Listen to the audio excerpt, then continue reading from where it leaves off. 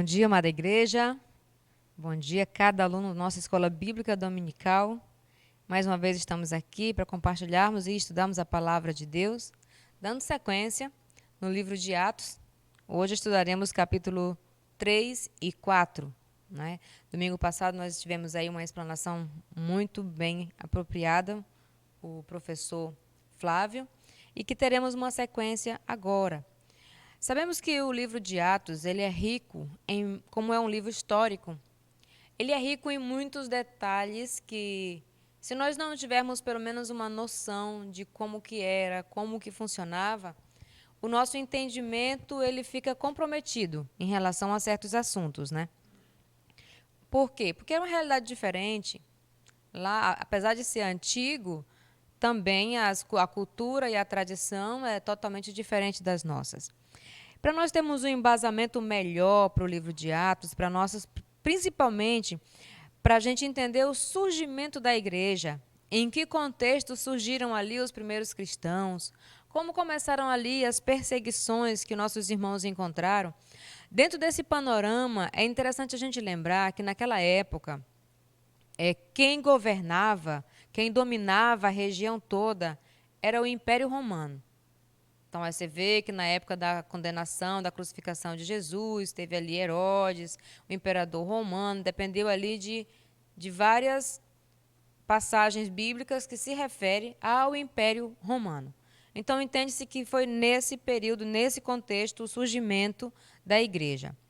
Também é interessante entender que naquela época do surgimento da igreja, a sociedade judaica, ela estava abalada com a morte de Jesus, porque como Jesus era anunciado, o rei dos judeus, eles não imaginavam que Jesus fosse morto com apenas 3 anos de ministério. Então, a morte de Jesus, que é considerado o Messias, abalou todo o Império Romano, toda a sociedade judaica. E aí, além da morte, veio a notícia da ressurreição de Jesus. Que a ressurreição de Jesus é o X da questão dentro daquele contexto. E isso tudo estava alvoroçando todo o Império Romano, todo o continente, aquela região onde se aconteceu essa situação. Também os discípulos de Jesus, apesar de Jesus ter morrido, mas os discípulos eles eram considerados uma ameaça. Eles eram considerados uma ameaça ao Império Romano, pois eles pregavam Jesus como rei, e o fato de ter uma ou outra pessoa indicada como rei comprometia a instabilidade do Império Romano. E os cristãos, apesar de tudo isso, os cristãos cresciam, os cristãos se convertiam mais ainda, e isso incomodava aos judeus. E isso incomodava aos judeus por quê? O ambiente de culto, o local de reunião dos judeus eram o templo e as sinagogas. E é interessante que os apóstolos e Jesus, eles estavam dentro desse meio. Então, é um racha que estava surgindo ali dentro do judaísmo. O fato de Jesus ter ressuscitado, isso muda tudo na história. Tudo muda após a ressurreição de Jesus. E para nós entendermos ali, sinagoga onde eles se reuniam. O que era uma sinagoga? Quando o povo congregava apenas no templo, que era apenas o local onde Deus se fazia presente, e ali era oferecido os sacrifícios, os sacerdotes faziam toda aquela cerimônia. Quando aquele templo foi destruído, e tanto Judá como Israel foi disperso o mundo afora, aonde eles se juntavam, que tivesse mais de 10 judeus, eles davam um jeitinho de construir um local para eles se reunirem. E esse local não se chamava templo, chamavam sinagogas.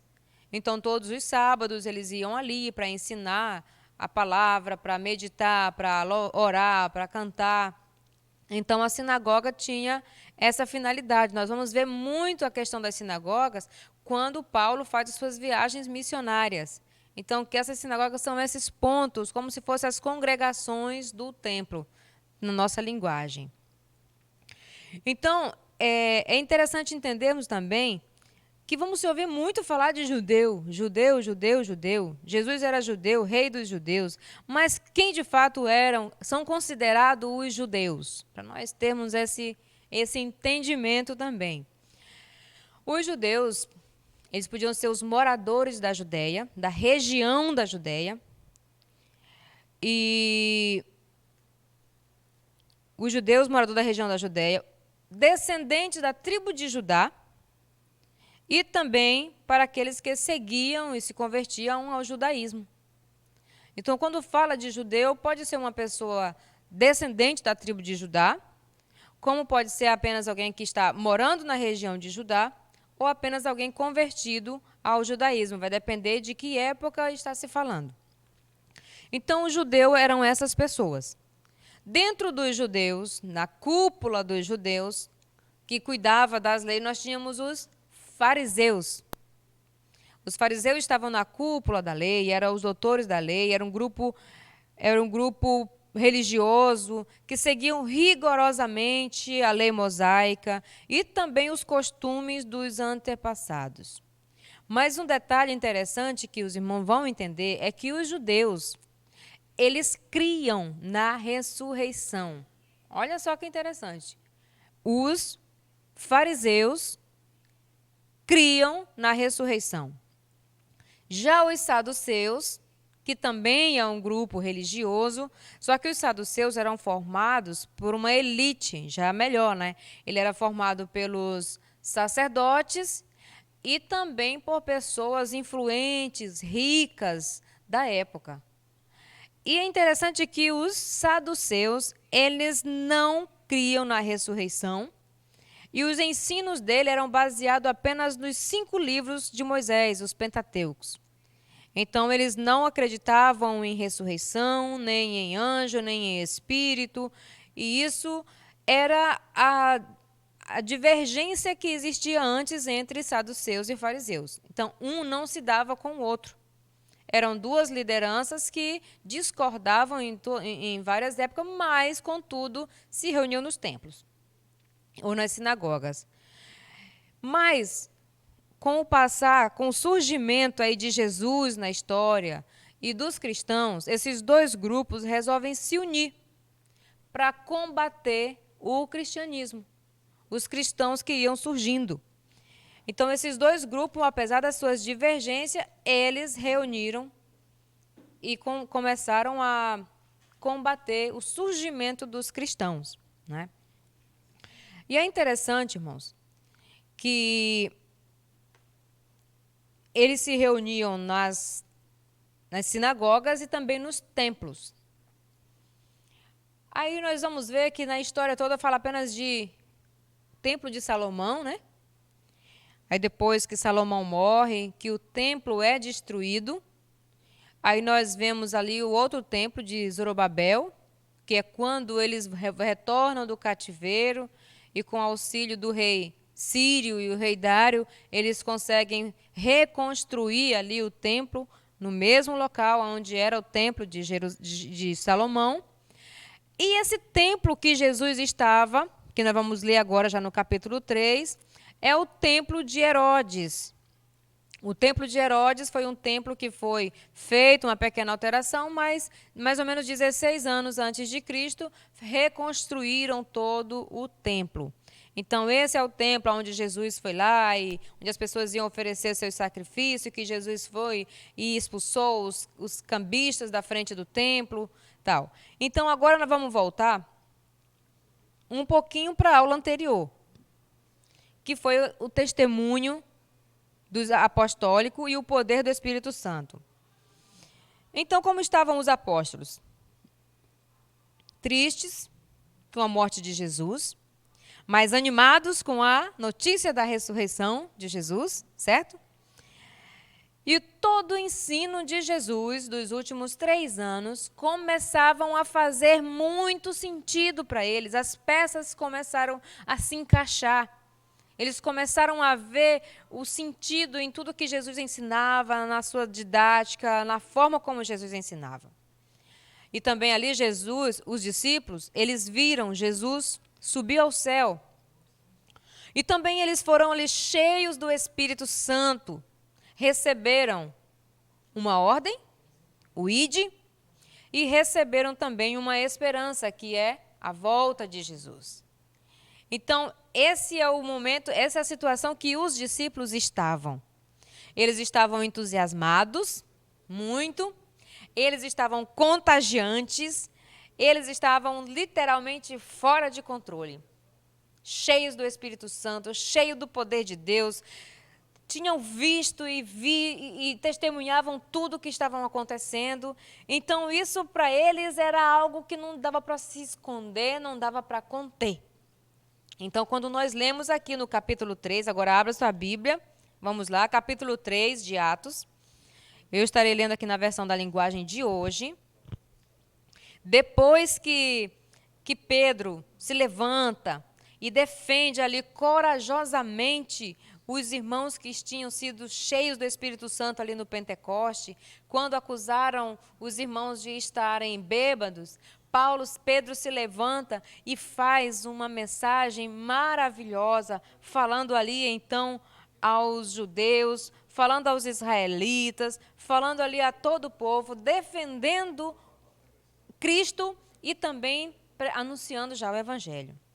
Agora, no capítulo 3, acontece o primeiro milagre através dos apóstolos depois que Jesus sobe ao céu. E na Bíblia diz o seguinte: certo dia da tarde, Pedro e João estavam indo ao templo para orar, a oração das 3 horas. Estava ali um homem que tinha nascido coxo, e todos os dias ele era levado para um dos portões do templo, chamado Portão Formoso, a fim de pedir esmola às pessoas que entravam no pátio do templo. Quando o coxo viu Pedro e João entrando, pediu uma esmola. Eles olharam firmemente para ele e Pedro disse: olhe para nós. O homem olhou para eles, esperando receber alguma coisa. Então Pedro disse: não tenho nenhum dinheiro, mas o que tenho eu lhe dou. Pelo poder do nome de Jesus Cristo de Nazaré, levante-se e ande. Em seguida, Pedro pegou a mão direita do homem e ajudou a se levantar. No mesmo instante, os pés e os tornozelos deles ficaram firmes. Então ele deu um pulo, ficou de pé e começou a andar. Depois entrou no pátio do templo com eles, andando, pulando, agradecendo a Deus. Toda a multidão viu o homem pulando, louvando a Deus. Quando perceberam que ele era o mendigo que estava sentado perto do portão formoso do templo, ficaram admirados e espantados com o que havia acontecido. Então, aquela introdução toda foi para nós entendermos que templo que Pedro e João estavam aqui, né? Estavam no templo de Herodes e já estavam pregando o evangelho de Jesus dentro do templo dos judeus. Então, esse acontecido aqui, irmãos, marcou, porque foi a partir dessa cura, desse milagre, que começaram as perseguições. Aqui surgiu a primeira prisão por conta da pregação do evangelho. E é interessante que o entusiasmo de Pedro e João era incontrolável, porque eles estavam tomados pelo poder, como o próprio irmão Flávio pregou aqui no domingo. O livro de Atos é como devia ser Atos do Espírito Santo, e não dos apóstolos, né? Porque o Espírito Santo, ele agiu de forma sobrenatural, né? No marco do nascimento da igreja. Então, esse daqui foi um dos momentos ímpar na vida dos apóstolos, onde eles olharam firmemente para aquele jovem, mais de 40 anos, ali um jovem senhor, de nascença era coxo, sentado ali à porta do templo pedindo esmola. Quando Pedro e João olharam para ele, não consigo imaginar o que passou pela cabeça desses dois, mas algo sobrenatural se apoderou da vida deles. E eles disseram: não tenho o que você quer, mas tenho o que você precisa. Para de pedir esmola, levanta daí e anda.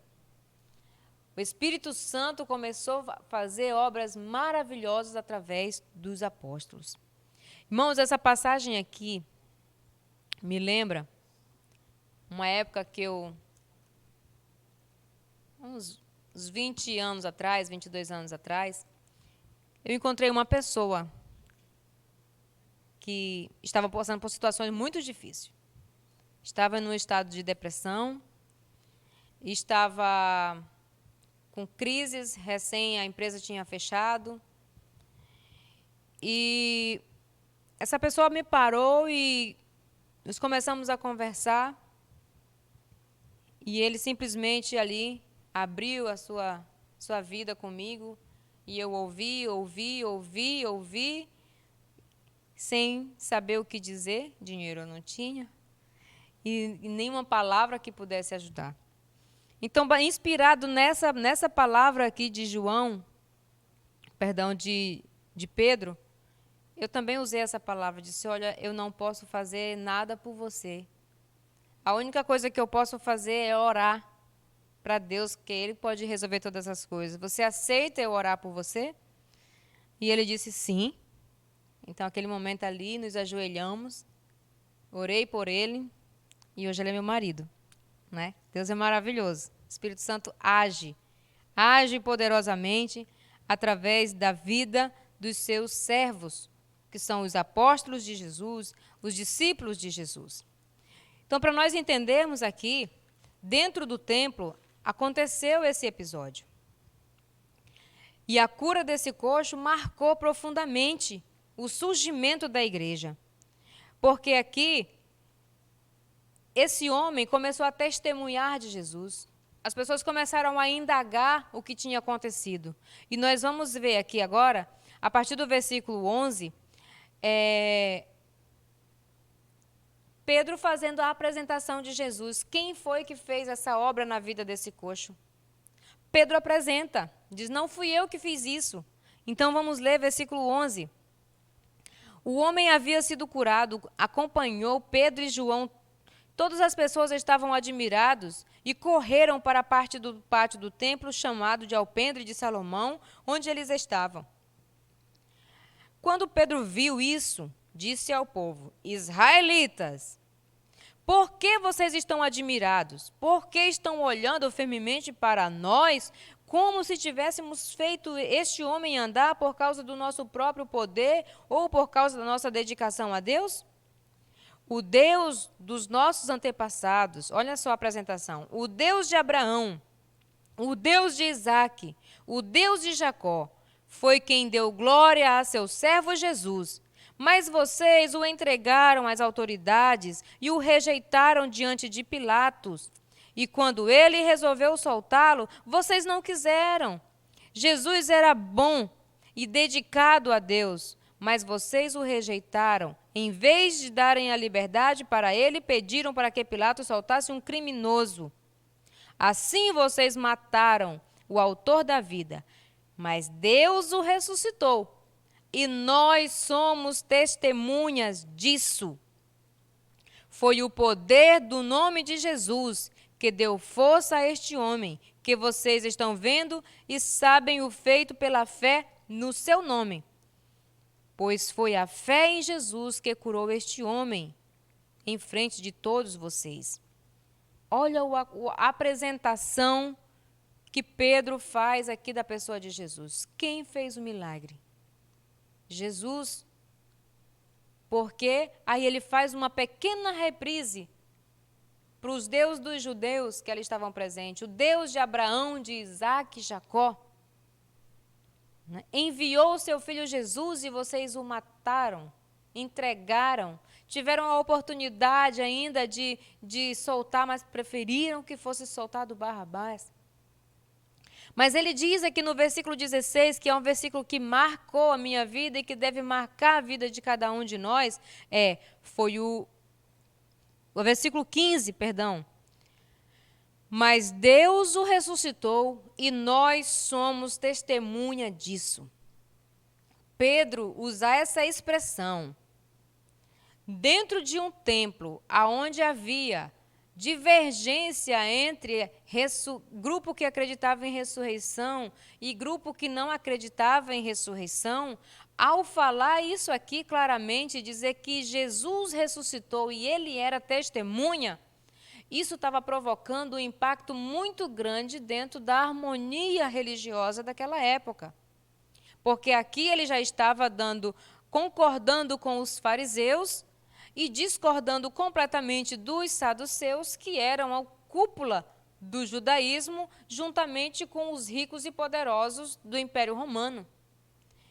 Então, essa expressão aqui do versículo 15, mas Deus o ressuscitou e nós somos testemunha disso, faz todo o marco, irmão.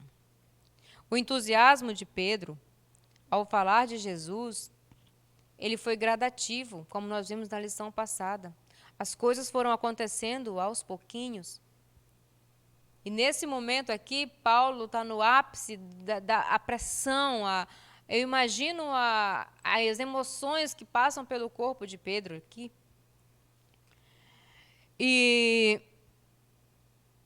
Mas a partir do versículo 17, Pedro não perde a oportunidade. Aí, irmãos, nós vemos que a base da igreja, a base é testemunhar a ressurreição de Jesus, testemunhar Cristo, através da obra que ele fez em nós, porque Pedro aqui, ele tinha recebido a obra de Deus nele, primeiro na conversão dele, no contato que ele teve com Jesus, depois, ao receber ali no Pentecoste o Espírito Santo sobre a vida dele, experiência pessoal, e agora ele está sendo um instrumento de Deus para abençoar outras pessoas. Então, olha a experiência que Pedro está tendo. E a partir do versículo 17, deixa claro qual que é o objetivo da igreja hoje aqui na terra. Por que existiu a igreja? Olha essa pregação de Pedro, a partir do versículo 17. Diz assim: agora, meus irmãos, sei que vocês e os seus líderes fizeram com Jesus sem saber o que estavam fazendo. Mas Deus cumpriu assim o que havia anunciado há muito tempo pelos profetas, isto é, o que o Messias que ele escolheu tinha de sofrer.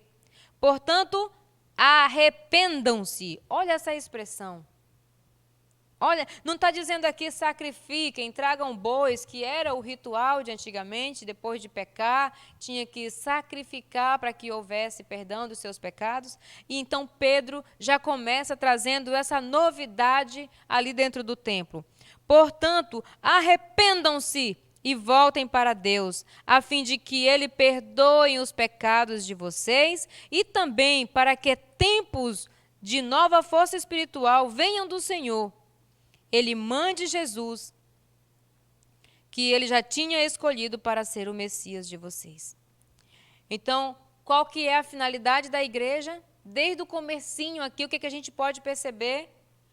Pregar o arrependimento para perdão dos pecados.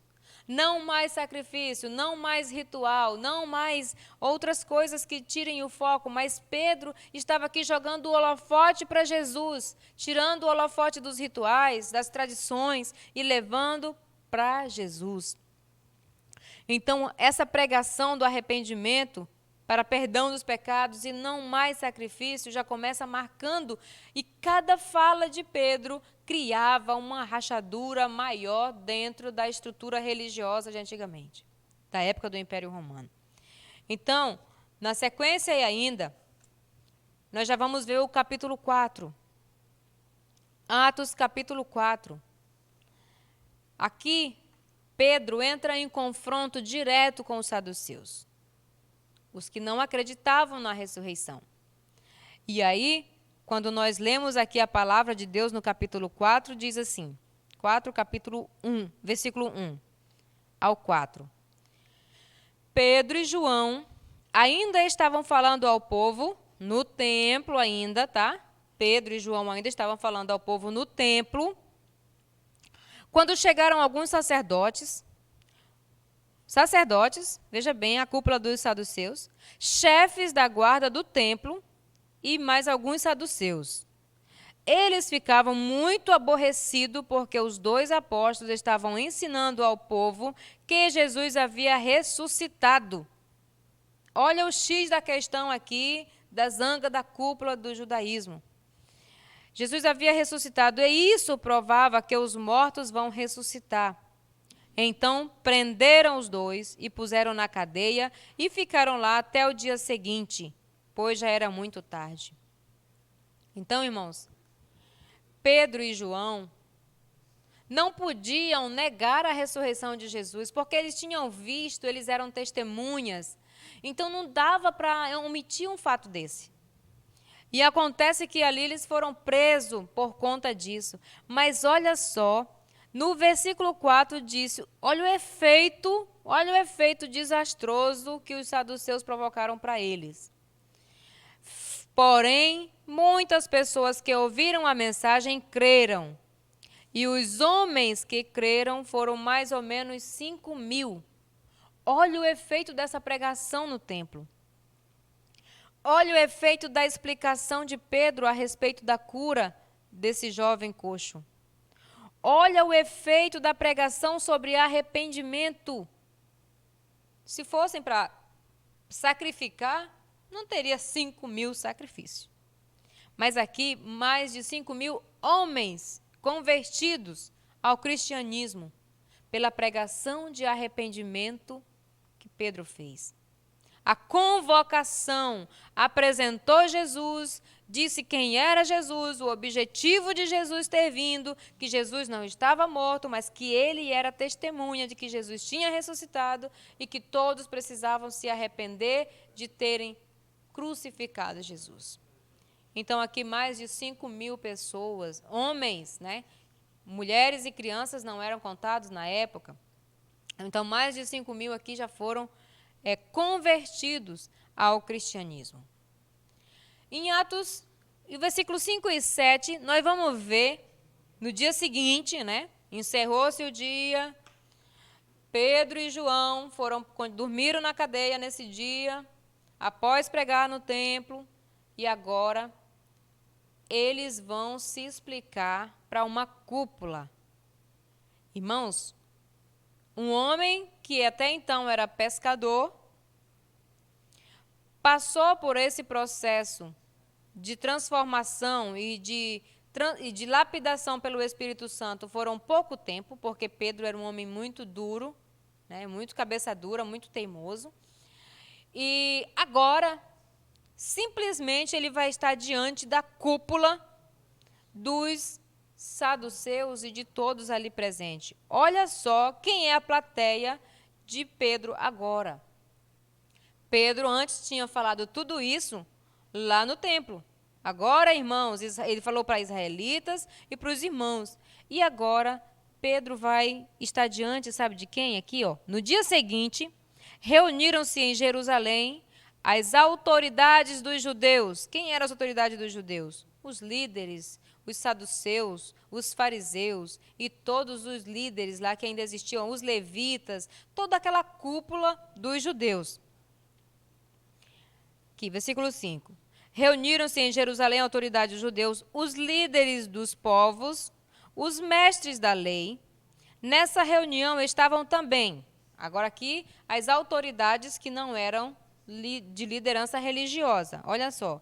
Anás, que era o grande sacerdote, Caifás, João Alexandre e outros que eram da família do grande sacerdote. As autoridades puseram os apóstolos em frente deles e perguntaram. Olha a pergunta. Com que poder ou em nome de quem vocês fizeram isso?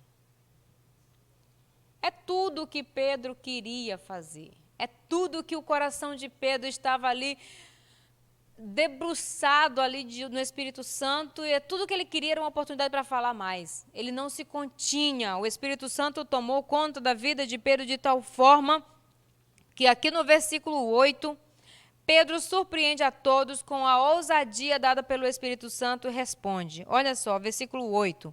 Então Pedro, cheio do Espírito Santo. A expressão cheio do Espírito Santo aqui, irmãos, muda todo o sentido. Porque quem era Pedro antes para ter palavras para saber responder a essas perguntas agora diante de autoridades e oficiais? Um pescador? Um homem bruto? Não, agora ele está aqui tomado pelo Espírito Santo. Então não são atos dos apóstolos, são atos do Espírito Santo. E respondeu: autoridades e líderes do povo, os senhores estão me perguntando hoje sobre o bem que foi feito a este homem e como ele foi curado. Pois então os senhores e todo o povo de Israel fiquem sabendo que este homem está aqui, completamente curado, pelo poder do nome de Jesus Cristo de Nazaré, aquele que os senhores crucificaram, a que Deus ressuscitou. Jesus é aquele que as Escrituras Sagradas dizem, a pedra que os construtores rejeitaram veio ser a mais importante de todas. E agora o versículo que faz parte de toda a pregação evangelística. A salvação só pode ser conseguida por meio dele, pois não há, no mundo inteiro, nenhum outro que Deus tenha dado aos seres humanos por meio do qual a pessoa possa ser salva. Não existe nenhum nome no mundo pelo qual as pessoas possam ser salvas, senão o nome de Jesus. Olha o teor da pregação de Pedro, a ousadia da pregação de Pedro. E agora, diante dessa cúpula, Pedro não volta atrás, não se intimida diante da pressão política e religiosa. Pedro não se intimida e aponta que todos eles erraram, apontam a falha deles e traz mais uma vez o holofote para Jesus, porque não existe nenhum nome entre os homens pelo qual devamos ser salvos. Somente o nome de Jesus. E agora, irmãos, Pedro, além de repreender eles, Pedro afronta, literalmente, Pedro afronta toda a liderança que ali estava diante dele.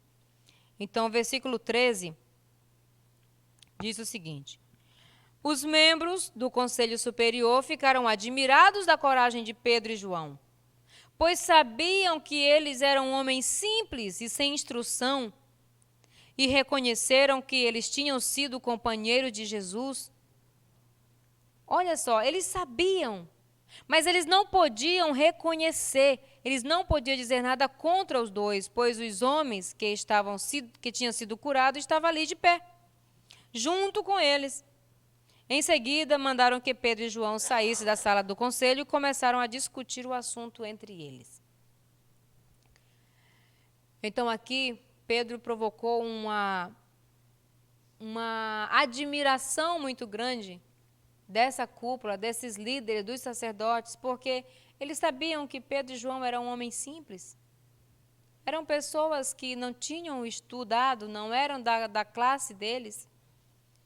E, no entanto, eles eram obrigados aqui a admitir, porque tudo que Pedro estava dizendo ali era por causa da cura do homem, e o homem estava ali curado junto com eles. Então, contra a prova, não há argumentos. Eles não sabiam o que dizer, como contrariar, mas também não podiam aceitar.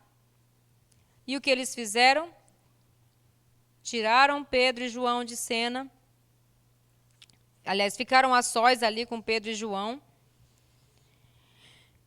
O que vamos fazer com estes homens? Pois todos os moradores de Jerusalém sabem o que eles fizeram, um grande milagre. E nós não podemos negar isso. Mas, para não deixar que a notícia se espalhe ainda mais entre o povo, vamos ameaçá-los a fim de que nunca mais falem com ninguém a respeito de Jesus.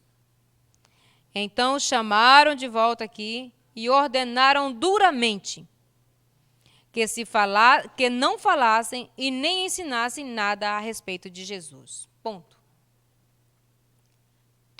Olha, nós não podemos negar o que você está falando, mas você está terminantemente proibido de falar isso em Jerusalém. para nós, hoje, como que nós nos comportaríamos diante disso? Ao ler isso daqui, eu fico pensando muito no comportamento da igreja diante desse decreto na pandemia. Então, aqui, quando eles disseram, não pode falar nem ensinar nada a respeito de Jesus.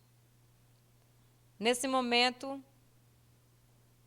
não dá nem para imaginar a fisionomia de Pedro, né? Porque ele diz o seguinte: Pedro e João responderam: os senhores mesmos julguem diante de Deus. Devemos obedecer aos senhores ou a Deus?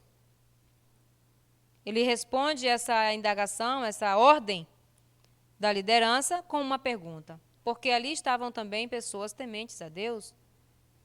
Estavam os judeus, estavam os líderes religiosos. E eles perguntaram, fizeram essa pergunta: vocês mesmos julguem e respondam: nós devemos obedecer aos senhores ou obedecer a Deus? Pois não podemos deixar de falar daquilo que temos visto e ouvido. Mais uma vez, Pedro enfatiza que o que ele está falando ali não é algo que ele ouviu dizer. Ele não podia se calar porque ele tinha visto. Ele tinha aprendido, convivido, ele viu as coisas acontecerem. E ele disse: eu não posso deixar de falar daquilo que eu tenho visto e ouvido. Eu não posso parar de anunciar. E aí, o Conselho Superior os ameaçou com mais dureza ainda e depois os mandou embora. O conselho não pôde castigá-lo, porque todo o povo louvava a Deus por causa do que havia acontecido. E o homem que foi curado por esse milagre tinha mais de 40 anos, já era um adulto responsável por si. Então já servia como testemunha, não era mais considerado um de menor e nem um idoso demais, era um homem numa idade plena, lúcida de que estava falando. Então, irmãos, nós vemos que Pedro, a base da nossa igreja, a nossa origem, o surgimento da igreja cristã, tem pilares muito fortes, que não se vende, que não se nega, que não se omite diante da situação. Nós vemos o agir do Espírito Santo conduzindo cada etapa, cada pessoa escolhida foi usada como um instrumento do Espírito Santo. Está registrado aqui porque também a pessoa que registrou foi conduzida pelo mesmo Espírito para que a palavra de Deus chegasse até nós. Se Pedro negasse aqui, se intimidasse, ficasse com medo, provavelmente o cristianismo não teria chegado até nós. Mas chegou, que bom que chegou. Irmãos, e o próximo acontecimento aqui é um momento de oração, que depois que Pedro e João, eles são soltos, eles voltam para o grupo e se encontram com todos os chefes, sacerdotes, líderes. E assim que eles ouviram isso, adoraram a Deus juntos, dizendo: Senhor, olha a oração que foi feita aqui nesse momento. Senhor, Tu és o Deus criador do céu e da terra e do mar, e tudo o que existe neles. Tu falas por meio do Espírito Santo e do nosso antepassado Davi, teu servo, quando ele disse: porque as nações pagãs ficaram furiosas, porque os povos fizeram planos tão tolos. Os seus reis se preparam e os seus governantes se ajuntam contra o Senhor Deus e contra o Messias que ele escolheu. De fato, Herodes e Pôncio Pilatos se juntaram aqui nesta cidade com os não-judeus e com o povo de Israel contra Jesus. E tu, o teu dedicado servo que escolheste para ser o Messias. Eles se reuniram para fazer tudo o que pelo teu poder e pela tua vontade já havia resolvido que ia acontecer. Verso 29 diz: agora, Senhor, olha para as ameaças deles. Dá aos teus servos confiança para anunciarem corajosamente a tua palavra. Estende a mão para curar, a fim de que, por meio do poder do teu nome, dedicado servo Jesus, milagres e maravilhas sejam feitos. Quando terminaram de fazer essa oração, o lugar onde eles estavam reunidos tremeu. Tal era o poder de Jesus, a atuação do Espírito Santo na vida dessas pessoas. Literalmente, irmãos, esse lugar tremeu. Agora imagina como que essas pessoas saíram desse momento de oração. Será que eles tinham medo da espada de Herodes? Será que eles tinham medo das ameaças? Eles estavam testemunhando o que eles tinham visto, ouvido, sentido, participado. É linda a nossa história, irmãos. É linda demais a nossa história. O surgimento, as bases, os pilares da igreja que nós hoje servimos. É lindo. Então, após isso, irmãos, as pessoas que iam se convertendo, aqui para finalizar já, todos os que creram e pensavam tinham o mesmo sentimento, o mesmo modo de pensar. Ninguém dizia que as coisas que possuíam eram somente sua, porque havia generosidade entre os irmãos. Aqueles que tinham muito vendiam o que tinham e partilhavam com aqueles que nada tinham. Então, tudo era de todos. Mas interessante, nos últimos 2 versículos aqui, foi assim que José vendeu um terreno dele e entregou o dinheiro aos apóstolos. José era levita, havia nascido na ilha de Chipre. Os apóstolos o chamavam de... Quem acerta aí na live? Barnabé. Barnabé quer dizer o quê? Aquele que dá ânimo. Irmãos, Barnabé depois foi companheiro de viagem de Paulo. Lembre-se, aqui é relatado Barnabé, da onde que ele tinha se convertido ao cristianismo, e depois nós vamos falar um pouco mais sobre Barnabé lá para frente. Vá fazendo aí os pontos, cruzando os pontos para que a sua compreensão seja melhor. Irmãos, olhando para o surgimento aqui da igreja, trazendo agora uma pequena aplicação para os nossos dias. Eu acredito que nós vivemos hoje um ressurgimento da igreja. Irmãos, será que esse povo, quando surgiram aqui, eles não tinham mais o tempo para congregar? Eles não tinham mais o local, porque os que se convertiam eram perseguidos, eram expulsos das sinagogas, eram expulsos dos locais de culto. E mesmo assim eles estavam fervorosos, eles estavam firmes, eles estavam ali atentos e prontos para anunciar o Evangelho. Nós hoje somos os cristãos que estamos vivendo um ressurgimento da igreja. E a pergunta que eu faço para cada um de nós é: como nós estamos sendo? Será que se depender de nós, vamos supor que... Eu sei que a perseguição, os decretos que houve aqui agora, não é por conta simplesmente da mensagem de Jesus, mas é um vírus que aflige independentemente de qual religião seja e de qual setor seja. Mas um fato comum é que nós não estamos congregando no templo. Nós estamos impedidos de vir ao templo. E nós vemos que na história do povo judeu, que o templo simbolizava na época o local onde Deus estava presente, onde Deus falava às pessoas. E na ausência do templo, quando eles estavam espalhados, deram um jeito de criar as sinagogas. E agora esse povo que já não tinha mais templo, que já tinham sido expulsos da sinagoga, como que eles se congregavam? Como que eles mantinham aceso essa mensagem em seus corações? Que nós possamos estar atentos, irmãos, porque se estiver, não sabemos quando retornaremos a ter culto como era antes, e nem se quando retornaremos, se será como era antes, porque muita coisa muda, e muita coisa mudou diante de tudo isso. Então, a pergunta é: que cristão eu estou sendo? Eu estou sendo tocado pelo Espírito Santo para continuar testemunhando? Ou será que eu estou desanimado? Será que eu Não quero mais, quando acabar essa pandemia, que os templos forem reabertos, você vai ter a alegria de vir ao templo? Você vai ter aquele compromisso de se aprontar, de estar preparado para vir ao templo para louvar e exaltar o nome do Senhor? Ou será que nós estaremos muito bem acomodados aonde estamos? Irmãos, sempre que falamos em congregar, sempre que falamos em quebrantamento, em avivamento, a gente sempre lembra aquela alusão que é feita sobre as brasas, né?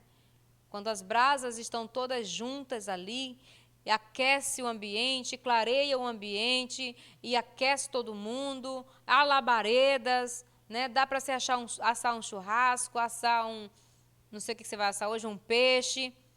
Mas quando essas brasas são espalhadas, o que acontece? Não há mais labareda, não dá para assar um churrasco, não dá para assar um peixe. E a tendência dessas brasas é que elas se cubram de cinzas e que elas se apaguem. Irmãos, cuidado. Cuidado com o que está acontecendo conosco hoje. A história da igreja do passado, dos nossos antepassados, trazendo para os nossos dias hoje, como será o nosso retorno?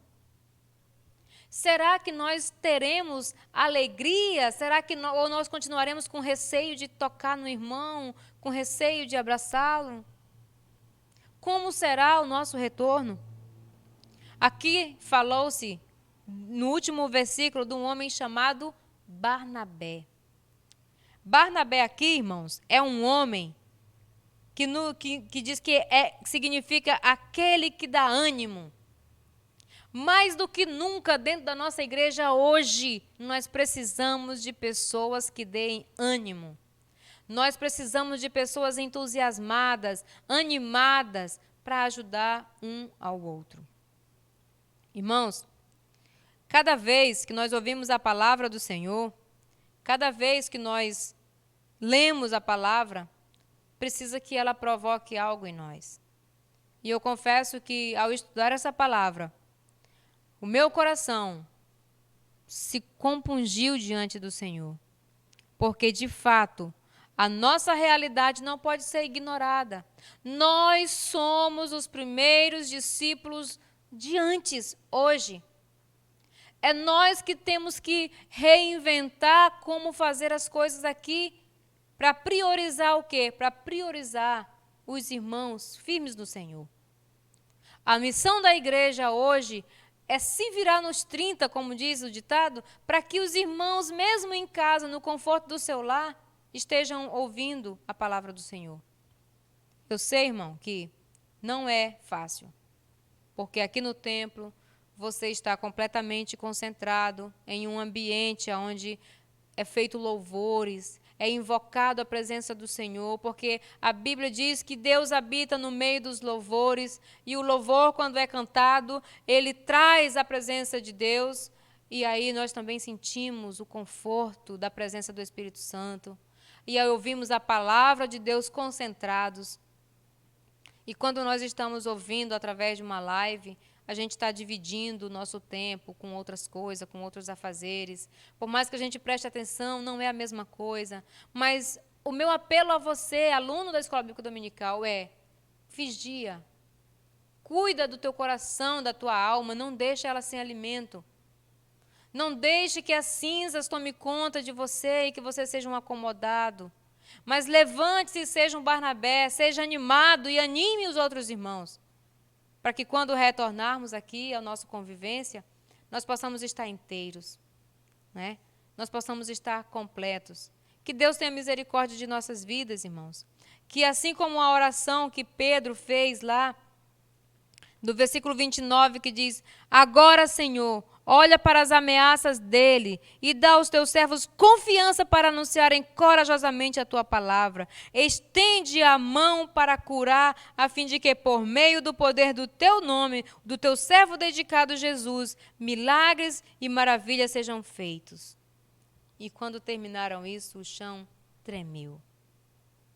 Queridos irmãos, encerramos aqui a nossa parte do capítulo 3 e 4 do livro de Atos. Espero que Deus tenha falado ao seu coração. Espero que essa palavra tenha sido útil para abençoar a sua vida. Oremos.